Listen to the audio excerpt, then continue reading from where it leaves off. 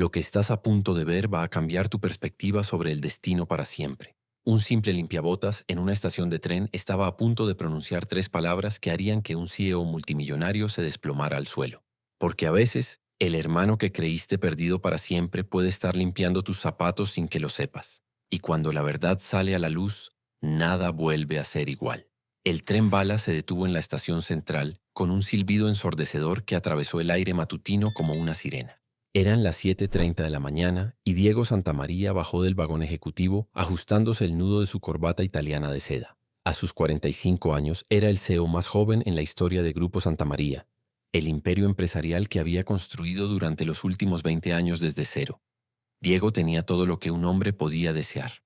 Una fortuna de 500 millones de dólares, mansiones en 3 países, una colección de autos deportivos que era la envidia de cualquier revista especializada y el respeto de todo el mundo empresarial. Sus trajes eran hechos a medida en Milán. Sus relojes costaban más que una casa promedio y su agenda estaba repleta de reuniones con presidentes de compañías multinacionales. Pero había algo que Diego no tenía, algo que todo el dinero del mundo no podía comprar: paz en su corazón, porque durante 35 años había cargado con una culpa que lo carcomía por dentro, una herida que nunca había sanado. Un fantasma del pasado que lo visitaba todas las noches en sus sueños. Mientras caminaba por el andén con pasos seguros y decididos, su mente viajó automáticamente a ese día terrible de 1989. Diego tenía 10 años y su hermano menor, Sebastián, apenas 7. Vivían en un barrio humilde de las afueras de la ciudad con su madre, Carmen, una mujer trabajadora que se partía el lomo limpiando oficinas por las noches para mantener a sus 2 hijos. Su padre había muerto en un accidente laboral cuando Diego tenía 8 años, dejando a la familia sin nada más que deudas y una casita de 2 habitaciones que se caía a pedazos. Carmen trabajaba desde las 6 de la tarde hasta las 3 de la madrugada, por lo que Diego se había convertido en el responsable de cuidar a Sebastián después de la escuela. Ese día fatídico, Diego había prometido llevar a Sebastián al parque que estaba al otro lado de la avenida principal. Era sábado por la tarde y su madre estaba durmiendo después de una noche extenuante de trabajo. Los dos hermanos habían salido de casa tomados de la mano, como siempre hacían. Diego, ¿podemos comprar helado?, le había preguntado Sebastián con esos ojos grandes y brillantes que tenía. Su hermano menor era un niño dulce, tímido, que siempre buscaba la aprobación de Diego y lo seguía a todas partes como un cachorrito fiel. Cuando lleguemos al parque, le había respondido Diego, primero tenemos que cruzar la calle. La avenida era ancha y estaba llena de tráfico. No había semáforo en esa esquina, solo una cebra pintada en el asfalto que la mayoría de los conductores ignoraba. Diego había mirado hacia ambos lados, había visto que venían algunos autos, pero calculó que tenían tiempo suficiente para cruzar corriendo. Vamos, Sebas, corramos juntos, le había dicho a su hermano. 1, 2, 3. Habían empezado a correr. Diego era más rápido y llegó primero al otro lado. Se dio la vuelta esperando ver a Sebastián detrás de él, pero su hermano había tropezado en el medio de la calle. Se había caído y se había lastimado la rodilla. «Diego, me duele», había gritado Sebastián desde el asfalto con lágrimas en los ojos. Diego había visto el camión que venía a toda velocidad. El conductor tocaba la bocina desesperadamente y trataba de frenar, pero iba demasiado rápido. Era uno de esos camiones enormes que transportaban mercadería entre ciudades. «Sebastián, levántate. Corre», había gritado Diego desde la vereda. Pero su hermano menor no podía levantarse. Estaba asustado, llorando, y la rodilla le dolía tanto que no podía ponerse de pie. Se había quedado ahí, en el medio de la calle, mirando a Diego con terror en los ojos. Diego recordaba ese momento como si hubiera pasado ayer. El rugido del motor del camión, el chirrido de los frenos, los gritos de la gente que se había empezado a juntar. Y él, parado en la vereda, paralizado por el miedo, sin saber qué hacer. El conductor del camión había logrado esquivar a Sebastián por centímetros, pero la parte trasera del vehículo se había deslizado y había golpeado al niño, arrastrándolo varios metros por el asfalto. Cuando el camión finalmente se detuvo, Sebastián estaba tirado en el suelo, inconsciente y sangrando. La ambulancia había llegado 15 minutos después. Los paramédicos habían trabajado frenéticamente para estabilizar a Sebastián mientras Diego lloraba histéricamente al lado. Su madre había llegado corriendo desde la casa después de que una vecina la despertara con la noticia. En el hospital les habían dicho que Sebastián tenía traumatismo craneal severo, fracturas múltiples y hemorragia interna. Los doctores habían hecho todo lo posible durante 18 horas de cirugía, pero el daño era demasiado grave. «Lo siento mucho», había dicho el doctor principal después de salir del quirófano. «Hicimos todo lo que pudimos, pero las lesiones eran incompatibles con la vida». Carmen se había desplomado en el suelo del hospital gritando el nombre de su hijo menor. Y Diego, ese niño de 10 años, había entendido en ese momento que él era el responsable de la muerte de su hermano. Si no hubiera insistido en ir al parque, si hubiera esperado a que no pasaran autos, si hubiera vuelto a ayudarlo cuando se cayó, esa culpa había definido toda la vida de Diego. Se había vuelto obsesivo con el éxito, como si lograr grandes cosas pudiera de alguna manera compensar la vida que había perdido su hermano.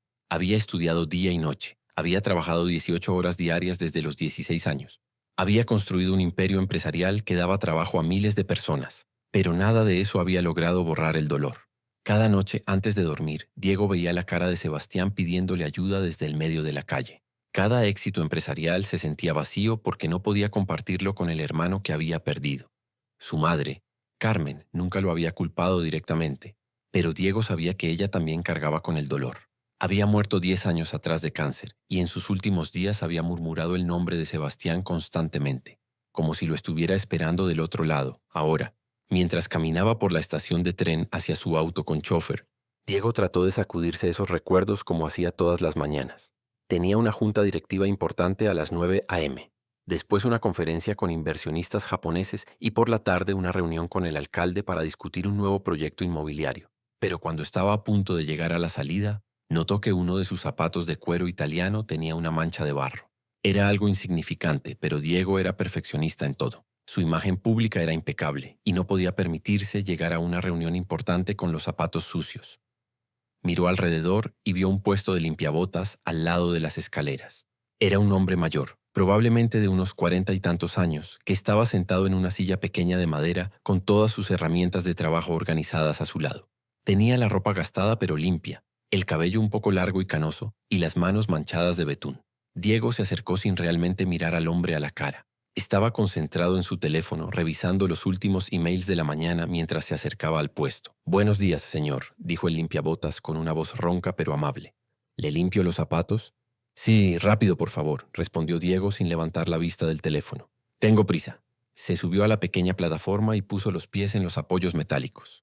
El limpiabotas comenzó su trabajo con movimientos precisos y experimentados. Diego siguió concentrado en su teléfono, contestando mensajes y revisando el itinerario del día. El hombre trabajaba en silencio, aplicando betún negro con una esponja pequeña y después sacando brillo con un trapo suave. Sus movimientos eran rápidos pero cuidadosos, como alguien que había hecho ese trabajo miles de veces. «Estos son zapatos muy finos», comentó el limpiabotas mientras trabajaba. «Italianos, ¿verdad?» «Sí», respondió Diego secamente, sin dejar de mirar la pantalla. Después de unos minutos, el hombre terminó con el primer zapato y pasó al segundo. Diego notó que trabajaba con mucho cuidado, prestando atención a cada detalle, asegurándose de que quedara perfecto. «Listo, señor», dijo finalmente el limpiabotas. «Esos serán 50 pesos». Diego guardó el teléfono y buscó su billetera. Sacó un billete de 100 pesos y se lo extendió al hombre sin levantar la vista. «Quédese con el cambio», dijo automáticamente, como hacía siempre con el personal de servicio. Pero cuando finalmente levantó la vista para bajar de la plataforma, algo en la cara del limpiabotas lo hizo detenerse. Había algo familiar en esos ojos, algo que le provocó una sensación extraña en el estómago. El hombre lo estaba mirando fijamente, con una expresión que Diego no podía descifrar. Había sorpresa, emoción y algo más. ¿Reconocimiento? ¿Nos conocemos?, preguntó Diego, sintiéndose incómodo bajo esa mirada intensa. El limpiabotas se quedó callado por un momento largo, como si estuviera luchando internamente con algo.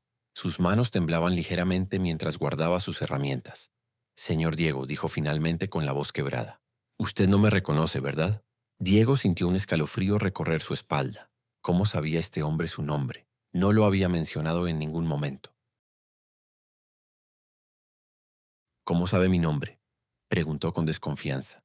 El limpiabotas se levantó lentamente de su silla. Era más alto de lo que parecía sentado, probablemente del mismo tamaño que Diego. Y había algo en su manera de moverse, algo familiar que hizo que el corazón de Diego empezara a latir más rápido. «¿Por qué?», dijo el hombre con lágrimas empezando a formarse en sus ojos. «Soy tu hermano perdido». Las palabras cayeron sobre Diego como un martillo directo al pecho.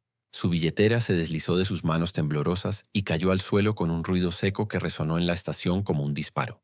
El mundo alrededor comenzó a girar violentamente y sintió que sus piernas se convertían en gelatina. «Eso es imposible», murmuró Diego con la voz quebrada, aferrándose al poste de metal más cercano para no caerse. Mi hermano murió hace 35 años. Yo estuve en su funeral. Vi su ataúd. El limpiabotas se acercó un paso y Diego pudo ver las lágrimas que corrían por sus mejillas surcadas por años de trabajo al aire libre.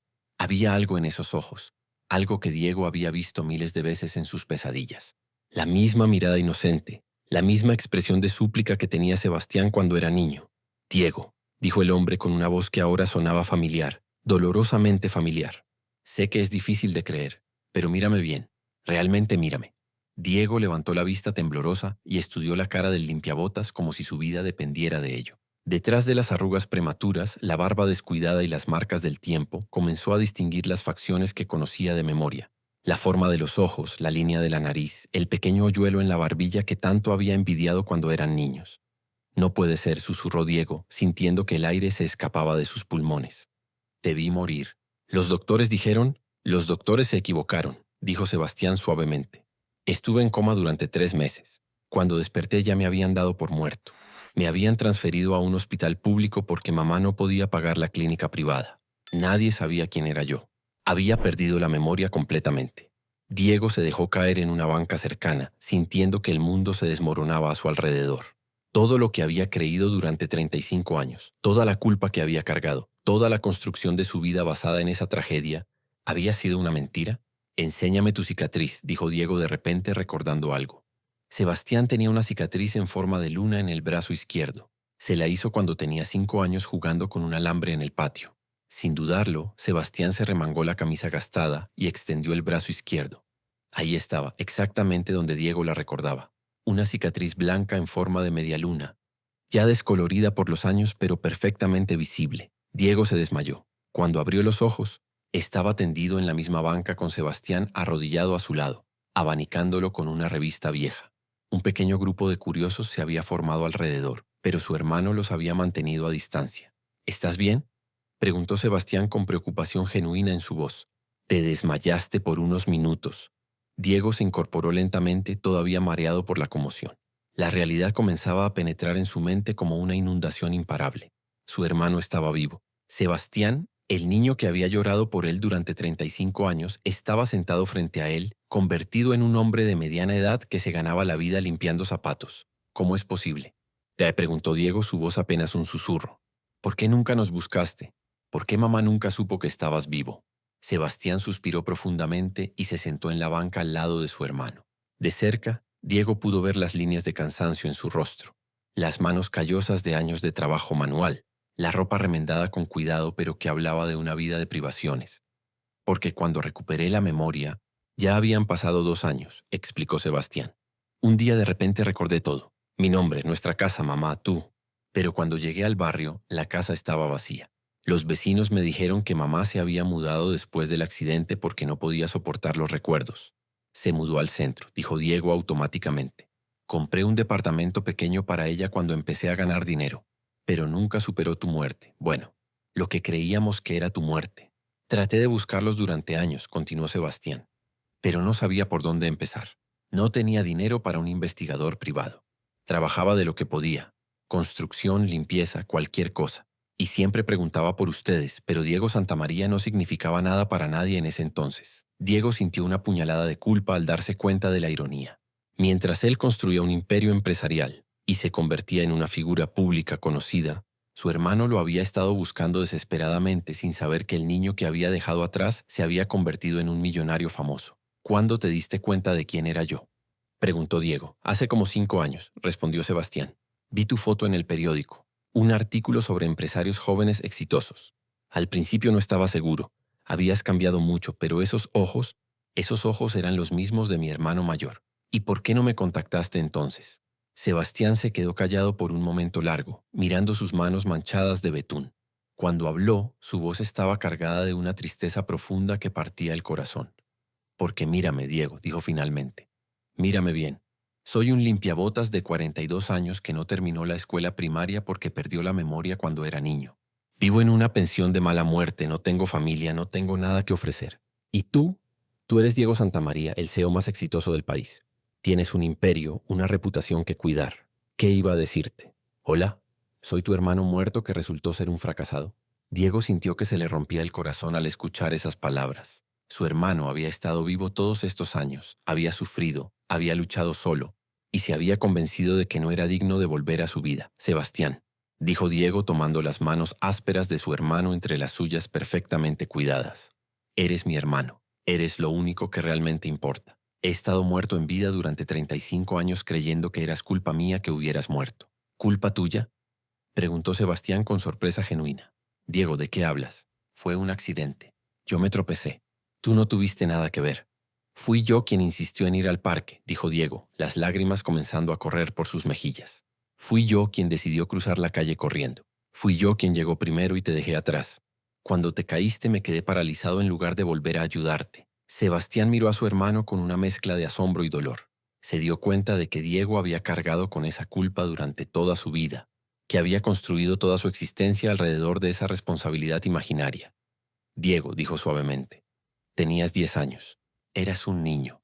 No podías hacer nada más de lo que hiciste. Y si hubieras vuelto a ayudarme, probablemente los dos habríamos terminado heridos.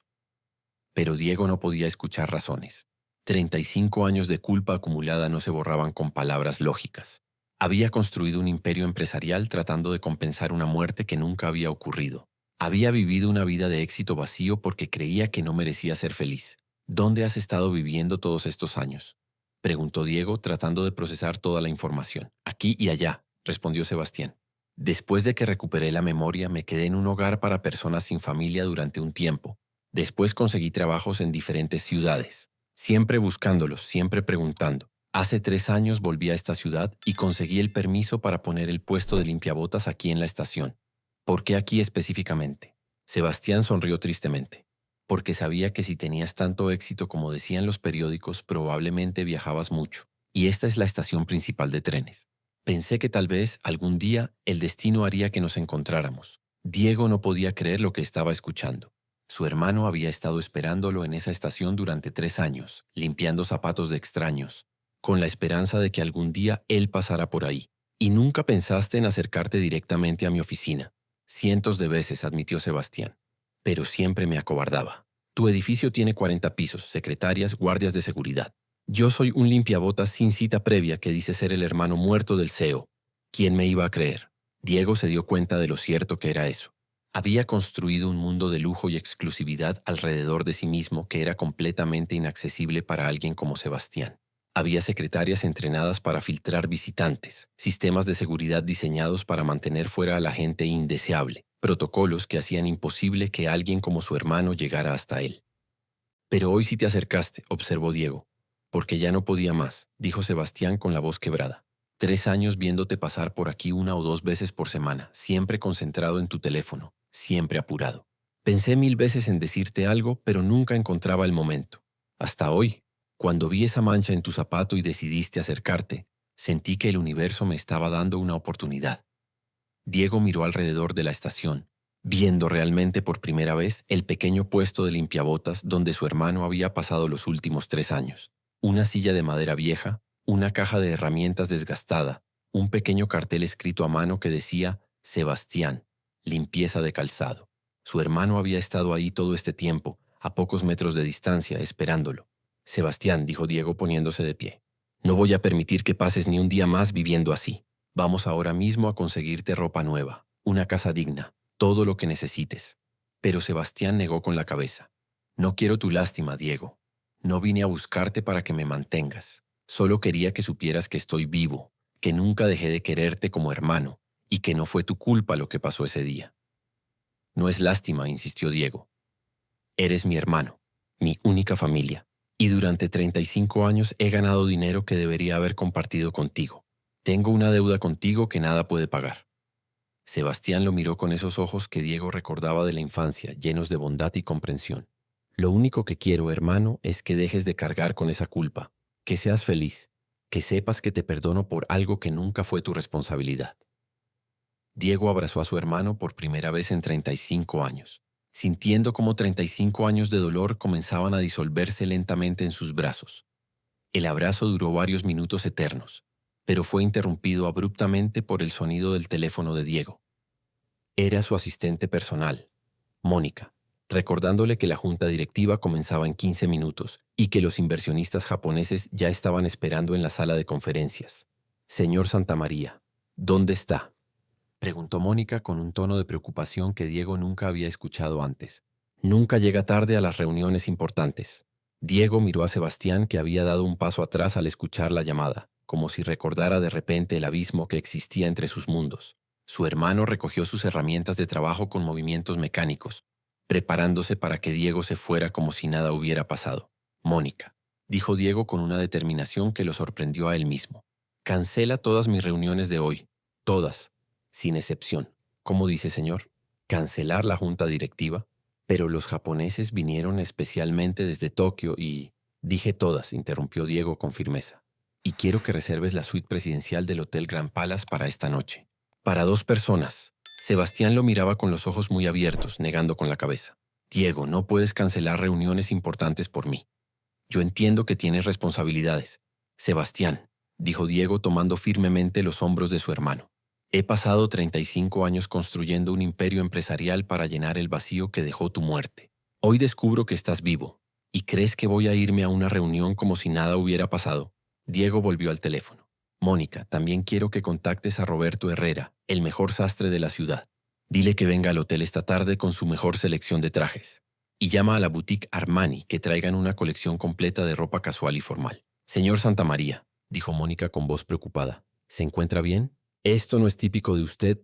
«Estoy mejor que nunca», respondió Diego, y por primera vez en décadas era completamente cierto. «Ah, y Mónica, prepara también una cita con el doctor Ramírez para mañana por la mañana. Un chequeo médico completo». Cuando colgó, Sebastián lo miraba con una mezcla de asombro y incomodidad. «Diego, esto es demasiado. No necesito trajes caros ni hoteles lujosos. He vivido toda mi vida sin esas cosas». «Pero no tenías que hacerlo», dijo Diego con una pasión que no había sentido en años. «Tenías que haber estado conmigo todos estos años. Tenías que haber compartido todo lo que logré. Y ahora vamos a recuperar el tiempo perdido». Diego ayudó a Sebastián a guardar sus herramientas de limpiabotas en una bolsa vieja de lona. Cada cepillo, cada lata de betún, cada trapo gastado le recordaba los años de privaciones que había vivido su hermano mientras él acumulaba millones. «¿Hace cuánto que no comes una comida decente?», preguntó Diego mientras caminaban hacia la salida de la estación. Sebastián se encogió de hombros. «Como lo que puedo cuando puedo. No es tan malo». Pero Diego podía ver que su hermano estaba demasiado delgado, que su ropa colgaba de un cuerpo que había conocido demasiadas hambres. Sus zapatos tenían agujeros discretamente reparados con cartón, y su reloj era un modelo barato que probablemente había comprado en un mercado de pulgas. Cuando llegaron al estacionamiento, Sebastián se detuvo en seco al ver el Mercedes-Benz negro último modelo que los esperaba. El chofer uniformado ya tenía la puerta trasera abierta. «¿Este es tu auto?», preguntó Sebastián con una voz pequeña. «Uno de ellos», respondió Diego, y inmediatamente se arrepintió de sonar tan ostentoso. «Vamos, sube». Sebastián vaciló por un momento. «Diego, tal vez sería mejor si nos encontramos más tarde. Yo no encajo en tu mundo. Mira cómo estoy vestido». «Eres mi hermano», dijo Diego con firmeza. «Mi mundo es tu mundo ahora».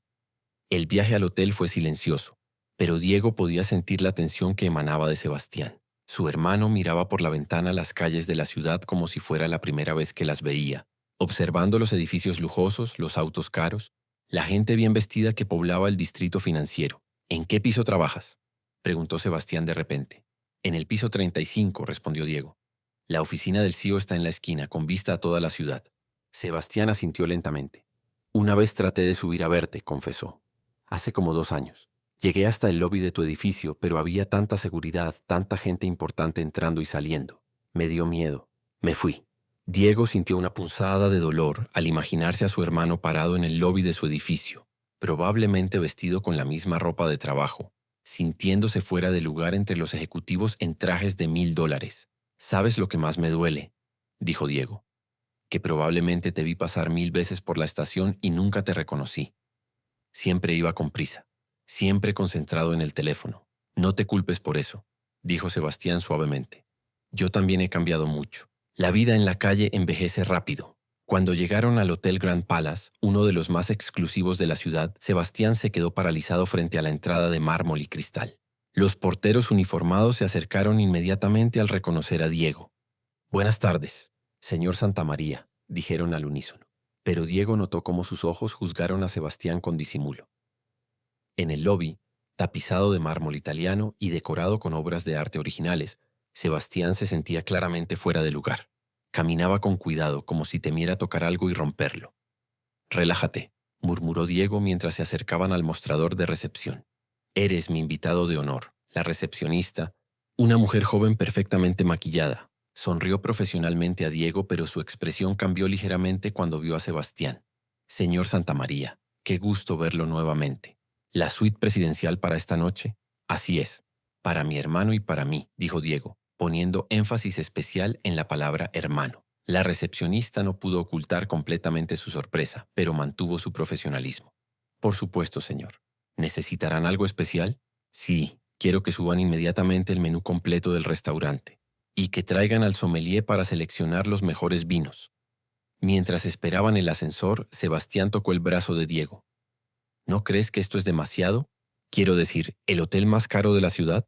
«Sebastián», dijo Diego girándose para mirarlo a los ojos. «Durante 35 años he estado pagando el precio de creerte muerto. He construido todo este éxito como una forma de castigo hacia mí mismo. Ahora que sé que estás vivo por primera vez en décadas, puedo disfrutar realmente de lo que he logrado. Y quiero disfrutarlo contigo». La suite presidencial ocupaba todo el piso 40 del hotel. Tenía 3 habitaciones, una sala de estar del tamaño de un departamento completo, un comedor para 12 personas y un balcón con vista panorámica a toda la ciudad. Sebastián entró caminando despacio, tocando con reverencia los muebles de diseño, las obras de arte en las paredes, el piano de cola en la esquina de la sala. «Diego», dijo finalmente, «esto debe costar más de lo que yo gano en un año entero. No quiero que te preocupes más por el dinero», dijo Diego. «Nunca más en tu vida». Diego se acercó al teléfono y llamó a su banco privado. En cuestión de minutos había transferido $1.000.000 a una cuenta nueva a nombre de Sebastián Santamaría. «Listo», dijo colgando el teléfono. «Ahora tienes acceso inmediato a $1.000.000. Es solo el comienzo». Sebastián se sentó pesadamente en el sofá de cuero italiano, poniendo su cabeza entre las manos. «No puedo aceptar esto, Diego, es demasiado. No hice nada para merecerlo». «¿Nada?», dijo Diego con incredulidad. «Sebastián, fuiste la víctima de un accidente terrible cuando eras solo un niño. Perdiste tu infancia, tu familia, tu educación. Sufriste amnesia, viviste en las calles, luchaste solo durante décadas. Y a pesar de todo eso, seguiste siendo una buena persona. Seguiste trabajando honestamente, seguiste buscando a tu familia. Eso merece mucho más que dinero». En ese momento llegó el servicio de habitaciones con una carreta llena de platillos gourmet. Langosta, filet de res wagyu, caviar, champagne Dom Pérignon. El sommelier había seleccionado una botella de vino tinto de 1985, el año en que habían nacido juntos como hermanos antes del accidente. Sebastián miraba la comida como si fuera un sueño. «Diego, esto es más comida de la que he visto junta en años». «Entonces tenemos mucho que recuperar», dijo Diego sirviendo champán en 2 copas de cristal. Mientras comían, Diego le contó a Sebastián sobre su vida. Cómo había estudiado administración de empresas con una beca de excelencia académica. Cómo había comenzado con un pequeño negocio de importaciones a los 22 años. Cómo había reinvertido cada peso ganado hasta construir un conglomerado de empresas. «Pero nunca me casé», confesó Diego. «Nunca tuve hijos. Siempre sentí que no merecía ser feliz después de lo que te había pasado». Sebastián dejó de comer y miró a su hermano con tristeza profunda. «Diego, ¿me estás diciendo que has estado solo todos estos años por mi culpa?» «No por tu culpa, por la mía, porque no pude salvarte ese día». «Hermano», dijo Sebastián con la voz quebrada, «tú tenías 10 años. Eras solo un niño, y yo me tropecé porque era torpe, no porque tú hicieras algo mal». Pero Diego había vivido tanto tiempo con esa culpa que era difícil aceptar el perdón, incluso viniendo de la persona más importante para él. La tarde pasó volando mientras se contaban 35 años de historias. Sebastián habló de los trabajos que había tenido: construcción, limpieza, carga en el puerto, jardinería. Siempre trabajos manuales porque su educación se había interrumpido tan joven. «Pero nunca dejé de leer», dijo Sebastián con orgullo. «Iba a las bibliotecas públicas. Leí todos los libros que pude sobre negocios, sobre la vida de empresarios exitosos, siempre pensando que tal vez algún día te encontraría y podríamos trabajar juntos». Diego sintió que el corazón se le comprimía al escuchar eso. Su hermano había estado preparándose durante años para un reencuentro que parecía imposible. Cuando llegó la noche, el sastre y los vendedores de la boutique llegaron con una colección completa de ropa de la más alta calidad. Sebastián se probó trajes que costaban más que su ingreso de varios meses como limpiabotas. Me veo como otra persona, dijo Sebastián mirándose en el espejo del dormitorio, vestido con un traje azul marino de corte perfecto. Te ves como lo que siempre debiste ser, respondió Diego, como el hermano del CEO de Grupo Santa María. A la mañana siguiente, Diego despertó temprano como siempre, pero por primera vez en décadas no sintió el peso de la culpa aplastando su pecho. Se levantó y caminó hacia la habitación contigua donde había dormido Sebastián. Su hermano ya estaba despierto, parado en el balcón mirando la ciudad despertar bajo sus pies. ¿Cómo dormiste?, preguntó Diego acercándose. Es la primera vez en años que duermo en una cama tan cómoda, confesó Sebastián. Pero no pude dormir mucho. Sigo sin creer que esto sea real. Diego puso una mano en el hombro de su hermano. Sebastián llevaba puesto uno de los trajes nuevos que habían llegado la noche anterior y la transformación era notable. Parecía un ejecutivo exitoso en lugar del limpiabotas que había encontrado el día anterior. Tengo una propuesta para ti, dijo Diego. Quiero que vengas conmigo a la oficina hoy. Es hora de que conozcas realmente lo que he construido, y es hora de que mi empresa conozca a mi hermano. Sebastián se tensó inmediatamente. Diego, no sé si es buena idea. Tu gente va a hacer preguntas. Van a querer saber de dónde salí, porque nunca me habías mencionado. Entonces les diremos la verdad, respondió Diego con determinación. Que eres mi hermano menor, que creíamos que habías muerto en un accidente cuando éramos niños, y que ayer descubrimos que habías estado vivo todo este tiempo. ¿Y si no me creen? ¿Y si piensan que soy un impostor que quiere aprovecharse de tu fortuna? Diego había pensado en esa posibilidad durante la noche. Sabía que la aparición repentina de un hermano muerto iba a generar sospechas y rumores en el mundo empresarial. Entonces haremos las pruebas de ADN que sean necesarias, dijo Diego. Pero Sebastián, no voy a esconderte como si fueras un secreto vergonzoso. Eres mi hermano y quiero que todo el mundo lo sepa. Una hora después llegaron al edificio de Grupo Santa María en el mismo Mercedes con chofer. Esta vez, cuando Sebastián bajó del auto vestido con su traje nuevo, los guardias de seguridad lo trataron con respeto, aunque Diego notó las miradas curiosas y los murmullos discretos. En el ascensor hacia el piso 35, Sebastián estaba visiblemente nervioso. Diego, ¿qué pasa si arruino algo? No sé nada sobre el mundo corporativo. Podría decir algo equivocado y perjudicar tu reputación. Imposible, dijo Diego. Solo sé tú mismo. Eso es más que suficiente. Cuando las puertas del ascensor se abrieron en el piso ejecutivo, Mónica, la asistente personal de Diego, estaba esperando con una pila de documentos y una expresión de preocupación en el rostro.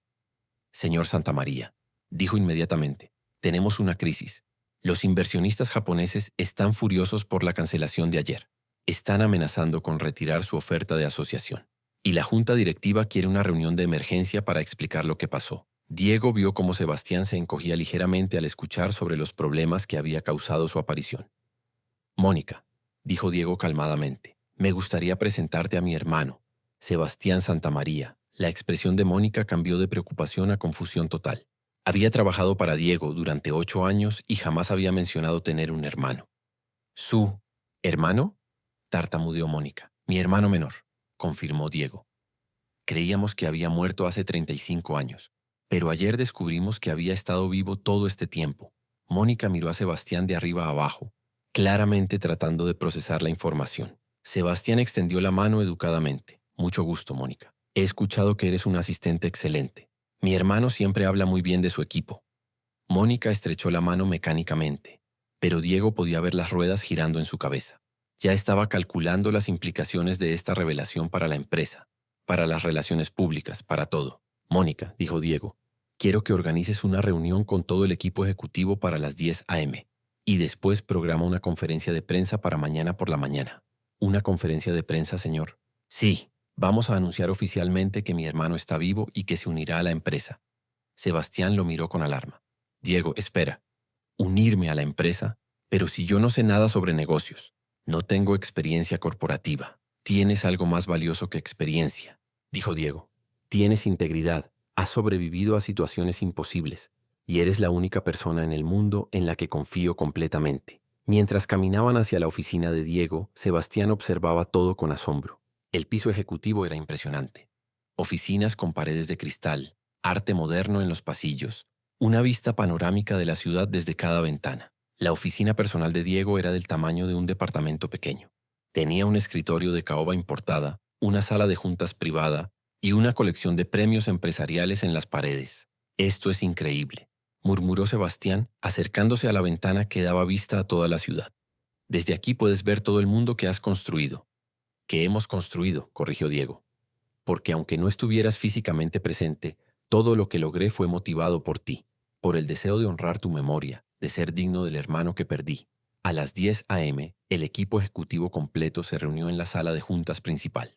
Eran 12 personas, vicepresidentes, directores de área y el consejo de administración. Todos habían trabajado con Diego durante años y jamás habían escuchado mencionar un hermano.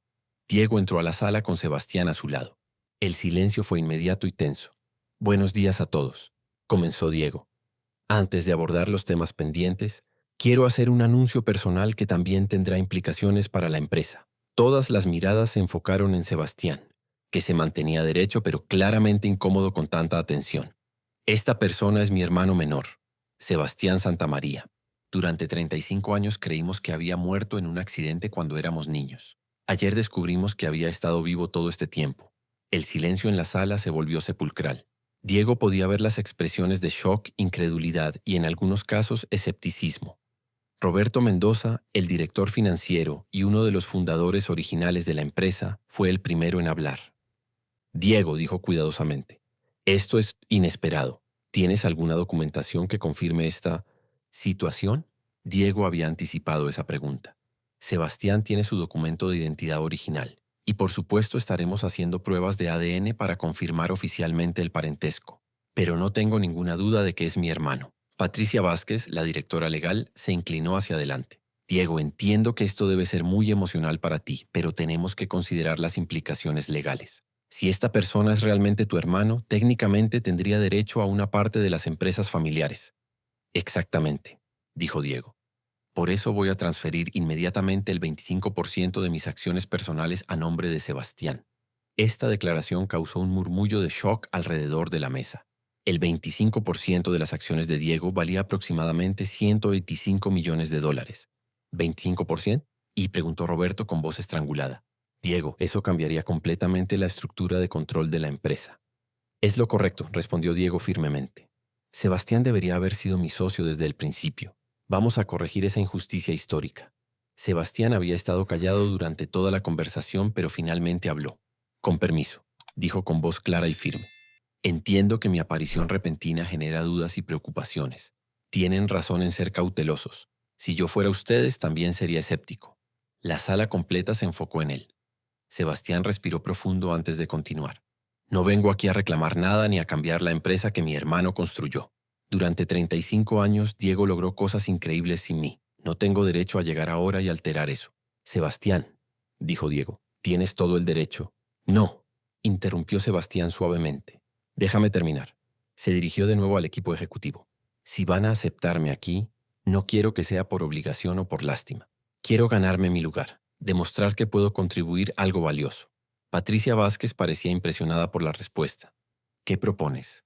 Que me den un puesto de trabajo normal, con un salario normal, que me permitan aprender el negocio desde abajo, y que solo después de probar mi valor consideremos cualquier participación accionaria. Roberto Mendoza intercambió miradas con otros ejecutivos. La propuesta era sensata y eliminaba muchas de sus preocupaciones inmediatas. ¿Qué tipo de trabajo te interesaría?, preguntó Patricia. Sebastián pensó por un momento. He trabajado muchos años en contacto directo con gente común. Entiendo las necesidades de los clientes de bajos ingresos. Sé lo que es luchar para llegar a fin de mes. Tal vez podría ayudar en el área de responsabilidad social corporativa o en desarrollo de productos accesibles. Diego se sintió orgulloso de su hermano. En pocos minutos, Sebastián había manejado una situación delicada con más habilidad política que muchos ejecutivos experimentados. Me parece una propuesta excelente, dijo Elena Ruiz, la directora de Recursos Humanos. Podríamos crear un programa piloto donde Sebastián trabaje rotando por diferentes áreas para aprender el negocio. La reunión continuó durante 2 horas más, definiendo los detalles de la integración de Sebastián a la empresa. Al final, incluso los más escépticos parecían convencidos de que su llegada podría ser positiva. Cuando salieron de la sala de juntas, Diego puso un brazo alrededor de los hombros de su hermano. Estoy impresionado, le dijo. Manejaste esa situación mejor que muchos políticos profesionales. Aprendí mucho en todos estos años viviendo en diferentes situaciones, respondió Sebastián. Una cosa que aprendes cuando no tienes nada es cómo leer a las personas, cómo ganarte su confianza. Pero la verdadera prueba estaba por venir. Esa tarde, las noticias sobre la aparición del hermano perdido del CEO más famoso del país comenzaron a filtrarse a los medios de comunicación. A las 6 de la tarde, el teléfono de Diego no paraba de sonar. Los rumores sobre la aparición de su hermano perdido se habían extendido como fuego por todo el mundo empresarial y mediático. Las redes sociales estaban llenas de especulaciones, teorías conspirativas y memes sobre la historia. Señor Santamaría, dijo Mónica entrando a su oficina con cara de pánico. Tenemos 47 solicitudes de entrevistas de diferentes medios. El canal de noticias más importante quiere hacer un especial en vivo esta noche. Y hay algo más. Diego levantó la vista de los documentos que estaba revisando con Sebastián. Su hermano había pasado la tarde aprendiendo sobre las diferentes divisiones de la empresa y Diego se había sorprendido por lo rápido que captaba los conceptos. ¿Qué más? Preguntó Diego. Hay un hombre en la recepción. Dice ser periodista de investigación y afirma tener información importante sobre la historia de Sebastián. Dice que no todo es como parece. Sebastián se tensó inmediatamente. ¿Qué tipo de información? No quiso decir. Solo que quiere hablar con ustedes dos antes de publicar su artículo. Diego sintió un nudo en el estómago. En el mundo empresarial había aprendido que cuando los periodistas de investigación aparecían con información importante, generalmente significaba problemas. Hazlo subir, dijo Diego después de un momento. Diego, dijo Sebastián nerviosamente. Tal vez no sea buena idea. No sabemos qué quiere. Si tiene información sobre ti, es mejor que la escuchemos directamente en lugar de leerla mañana en los periódicos. 10 minutos después, Mónica introdujo a un hombre de unos 50 años, cabello gris, lentes y una grabadora en la mano. Se presentó como Esteban Morales, periodista especializado en investigaciones corporativas. Señor Santamaría, dijo dirigiéndose a Diego. Antes que nada, quiero decir que respeto mucho lo que ha logrado con su empresa. Y usted, se dirigió a Sebastián, debe ser el famoso hermano perdido. ¿Qué información tiene?, preguntó Diego directamente. Morales sacó una carpeta gruesa y la puso sobre el escritorio. He estado investigando la historia del accidente de 1989 y encontré algunas inconsistencias interesantes. Sebastián se quedó muy quieto. Diego notó que las manos de su hermano temblaban ligeramente. Por ejemplo, continuó Morales, el certificado de defunción de Sebastián Santamaría nunca fue oficialmente cancelado. Según los registros del hospital, el niño murió y fue enterrado en el cementerio municipal. Ya les explicamos que hubo un error, dijo Diego. Los hospitales públicos de esa época no tenían la organización de ahora. Cierto, asintió Morales. Pero también encontré esto. Sacó una fotografía en blanco y negro de la carpeta. Era una foto de un niño de aproximadamente 10 años, claramente tomada en un hospital. Esta foto fue tomada en el Hospital General 3 meses después del accidente, explicó Morales. La anotación en el reverso dice, paciente sin identificar, amnesia total, recuperación paulatina. Diego tomó la foto y la estudió cuidadosamente.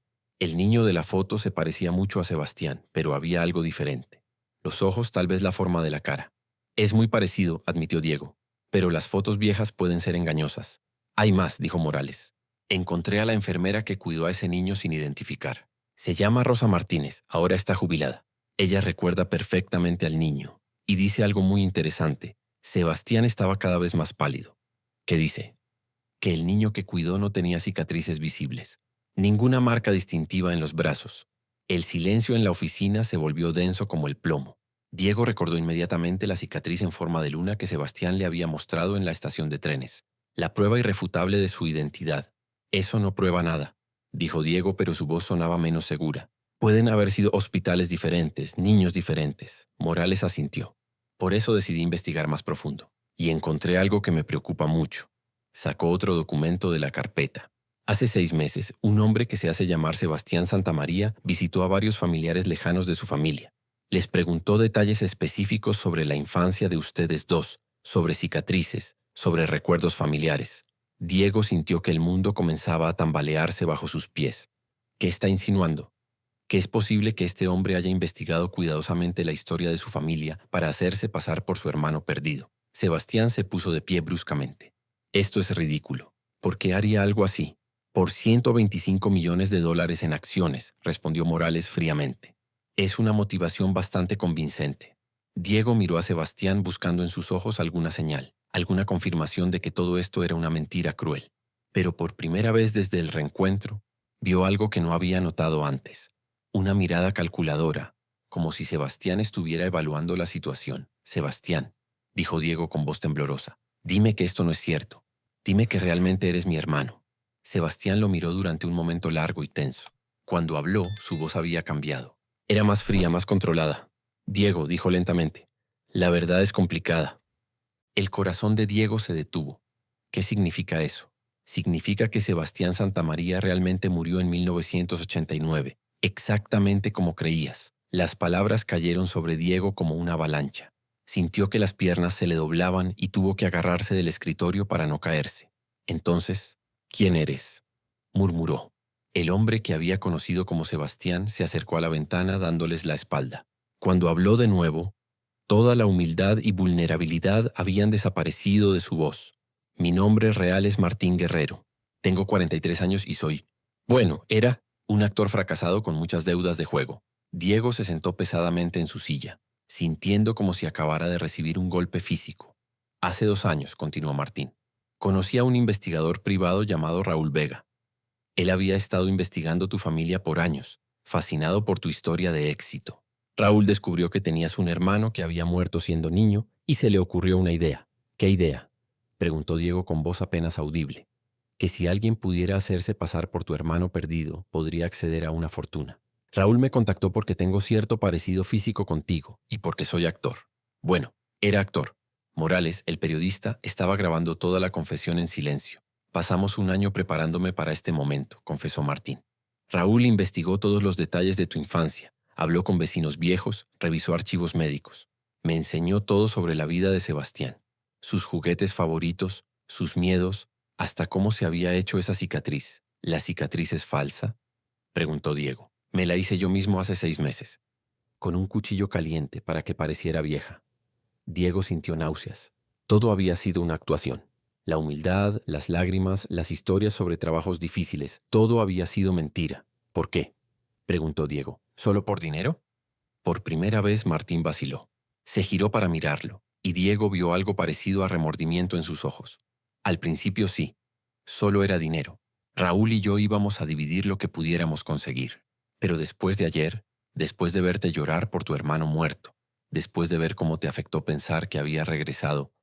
Martín se quedó callado por un momento. «Me di cuenta de que lo que estaba haciendo era monstruoso. No solo te estaba robando dinero, te estaba robando la paz que habías encontrado al recuperar a tu hermano. Entonces, ¿por qué seguiste adelante?», preguntó Diego con amargura. «Porque soy un cobarde», admitió Martín. «Porque le debo dinero a gente muy peligrosa. Y pensé que una parte de tu fortuna sería suficiente para desaparecer y empezar de nuevo». Diego se quedó sentado en silencio durante varios minutos procesando la traición. Todo el alivio que había sentido, toda la felicidad de recuperar a su hermano, toda la esperanza de finalmente sanar la herida de su infancia. Todo había sido una ilusión cruel. «¿Dónde está Raúl ahora?», preguntó Morales. «No lo sé», respondió Martín. «Después de ayer, cuando vi lo bien que funcionó el plan, llamé para decirle que quería salirme.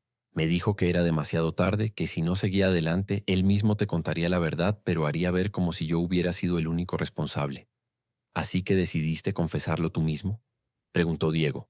«Cuando vi las noticias esta mañana, cuando vi tu cara en las entrevistas hablando de recuperar a tu hermano perdido, no pude seguir. No soy una mala persona, Diego. O al menos no quiero serlo». Diego lo miró durante un largo momento. A pesar de la traición, a pesar de la mentira, había algo genuino en el remordimiento de Martín. «¿Sabes qué es lo peor de todo esto?», dijo Diego finalmente.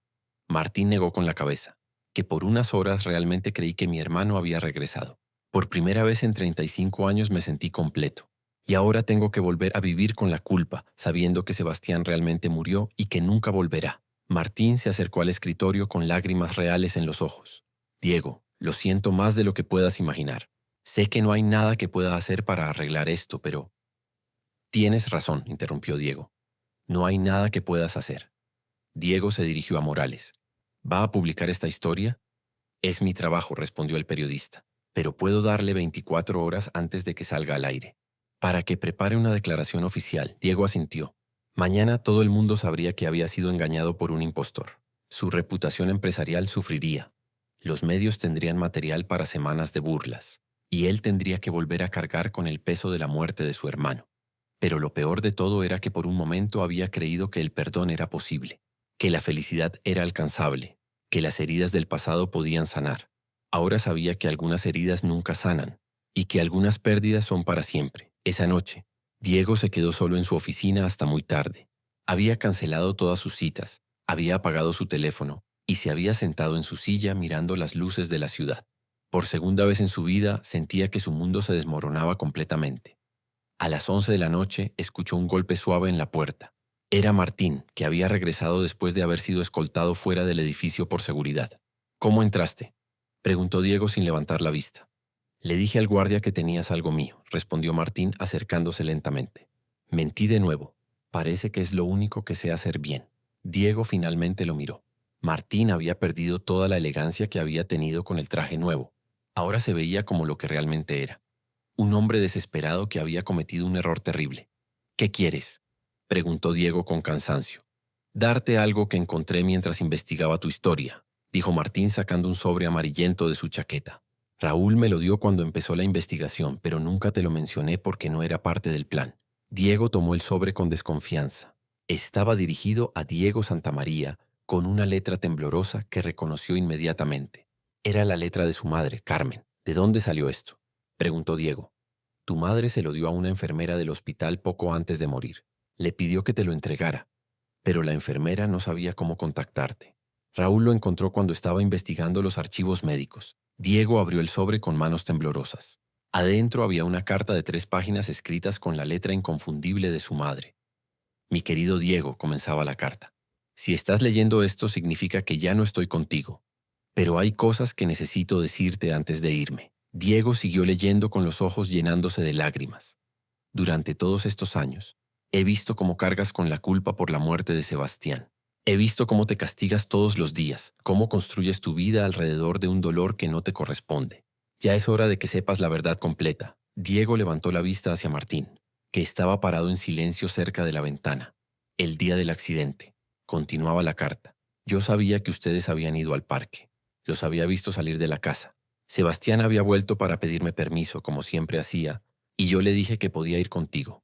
El corazón de Diego comenzó a latir más rápido. Cuando pasó el accidente me culpé a mí misma por haberlos dejado ir. Pero después, durante años, vi cómo tú te culpabas y nunca tuve el valor de decirte que yo también me sentía responsable.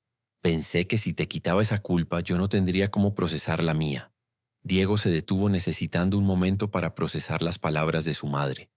Pero la verdad es que ninguno de los dos tuvo la culpa. Sebastián era un niño impulsivo. Siempre había sido torpe corriendo. El accidente fue exactamente eso. Un accidente. No fue tu responsabilidad salvarlo, Diego. Tenías 10 años. Eras solo un niño. Las lágrimas corrían libremente por las mejillas de Diego ahora.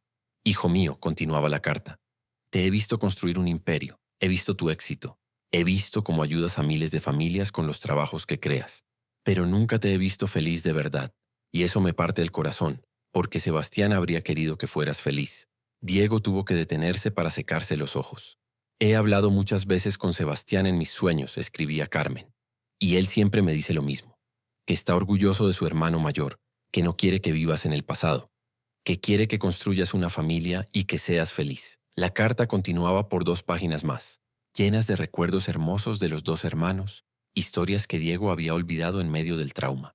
Su madre recordaba cómo Sebastián siempre hablaba de querer ser como su hermano mayor cuando creciera, cómo dibujaba pequeños retratos de los dos juntos, cómo le decía a todos que Diego era el mejor hermano del mundo.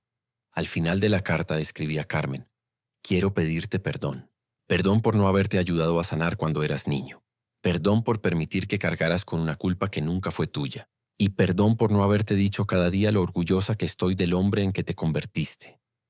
Sebastián está en paz, hijo mío. Ahora necesito que tú también encuentres la paz. Necesito que vivas la vida que él no pudo vivir. Necesito que seas feliz. La carta terminaba con, todo mi amor para siempre, mamá. Diego terminó de leer con el corazón completamente abierto. Por primera vez en 35 años, sintió que el peso que había cargado en sus hombros comenzaba a aligerarse. ¿Por qué me das esto?, le preguntó a Martín.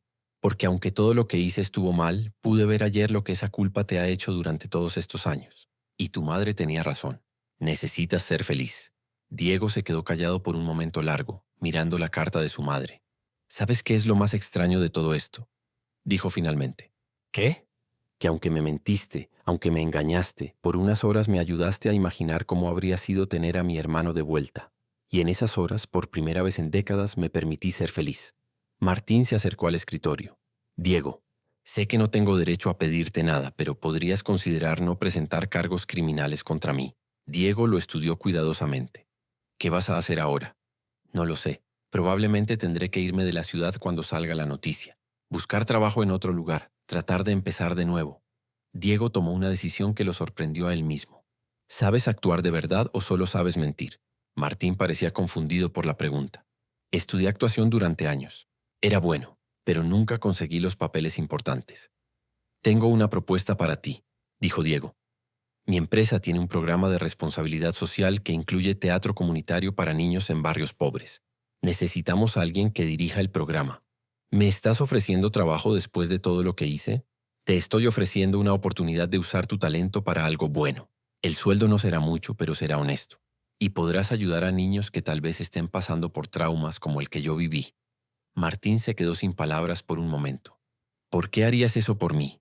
Porque ayer, cuando actuabas como mi hermano, mostraste más comprensión y empatía de la que he recibido de mucha gente real en mi vida. Y porque creo que en el fondo eres una buena persona que tomó malas decisiones por desesperación. ¿Y si acepto y después te traiciono de nuevo? Entonces habré perdido un empleado, dijo Diego con una sonrisa triste. Pero si no acepto correr ese riesgo, habré perdido la oportunidad de ayudar a alguien a cambiar su vida. 3 meses después, la conferencia de prensa donde Diego confesó haber sido engañado por un impostor se había convertido en una historia de segunda plana. Los medios habían encontrado otros escándalos para cubrir, y el mundo empresarial había seguido adelante. Diego había usado la experiencia para hablar públicamente sobre salud mental, sobre la importancia de procesar traumas de la infancia y sobre cómo la culpa no procesada puede destruir vidas enteras. También había establecido la Fundación Sebastián Santamaría, dedicada a ayudar a familias que habían perdido hijos en accidentes y a proveer terapia psicológica gratuita para niños traumatizados. Martín había aceptado el trabajo y estaba dirigiendo un programa de teatro que ya había ayudado a más de 200 niños en situaciones difíciles. Diego lo visitaba regularmente y aunque nunca volvieron a tener la conexión emocional de ese primer día, habían desarrollado una amistad basada en el respeto mutuo y la segunda oportunidad. Pero el cambio más importante había ocurrido en Diego mismo. Por primera vez en 35 años había comenzado terapia psicológica. Había empezado a procesar realmente la muerte de su hermano, a entender que su culpa había sido una forma de mantener vivo el dolor, porque era la única conexión que sentía que le quedaba con Sebastián. Y por primera vez en décadas, Diego había empezado a salir con alguien. María era una psicóloga que trabajaba en la fundación, una mujer gentil que entendía el proceso de sanación y que no tenía miedo de los fantasmas del pasado de Diego. Una tarde, mientras trabajaba en su oficina, Diego recibió una carta de un niño de 8 años que participaba en el programa de teatro de Martín. Señor Diego, decía la carta escrita con letra temblorosa, quiero decirle gracias por el programa de teatro. Mi papá murió el año pasado en un accidente, y yo creía que era mi culpa porque ese día habíamos peleado. Pero el maestro Martín me enseñó que a veces pasan cosas malas que no son culpa de nadie. Ahora ya no me siento tan triste todo el tiempo. Diego se quedó mirando la carta durante mucho tiempo, sintiendo algo que no había experimentado en décadas, la certeza de que Sebastián estaría orgulloso de él. Esa noche, cuando llegó a su departamento, Diego se sentó en el balcón y habló en voz alta por primera vez en 35 años. Hola Sebastián, dijo mirando las estrellas. Sé que no puedes responderme, pero necesito decirte algo. Lamento haber tardado tanto en entender que no fue mi culpa. Lamento haber desperdiciado tantos años sintiéndome culpable en lugar de honrar tu memoria siendo feliz. Una brisa suave movió las cortinas del balcón, y Diego sonrió. Voy a estar bien, hermano. Finalmente voy a estar bien. Y voy a vivir la vida que tú no pudiste vivir, como mamá me pidió en su carta. Al día siguiente, Diego anunció su compromiso con María. La noticia apareció en la sección de sociales de los periódicos, pero esta vez no como un escándalo, sino como una historia de esperanza. Y aunque Sebastián nunca regresó, Diego finalmente entendió que su hermano nunca se había ido realmente. Estaba presente en cada acto de bondad, en cada oportunidad de ayudar a otros, en cada momento en que Diego elegía el amor por encima del miedo, porque algunas veces la verdadera sanación no viene de recuperar lo que perdimos, sino de aprender a encontrar propósito y significado en la pérdida misma. Y la historia de Diego nos enseña que nunca es demasiado tarde para dejar ir la culpa, nunca es demasiado tarde para elegir la felicidad, Y nunca es demasiado tarde para honrar a los que amamos viviendo plenamente la vida que ellos habrían querido que viviéramos. Si esta historia te tocó el corazón, compártela con alguien que necesite escuchar que las heridas del pasado pueden sanar, que la culpa no tiene que definir nuestro futuro y que siempre, siempre es posible elegir el perdón y la esperanza, porque todos llevamos cicatrices, pero esas cicatrices no tienen que determinar nuestro destino. Como Diego aprendió, la verdadera riqueza no está en lo que acumulamos, sino en nuestra capacidad de amar, perdonar y encontrar paz con nuestro pasado.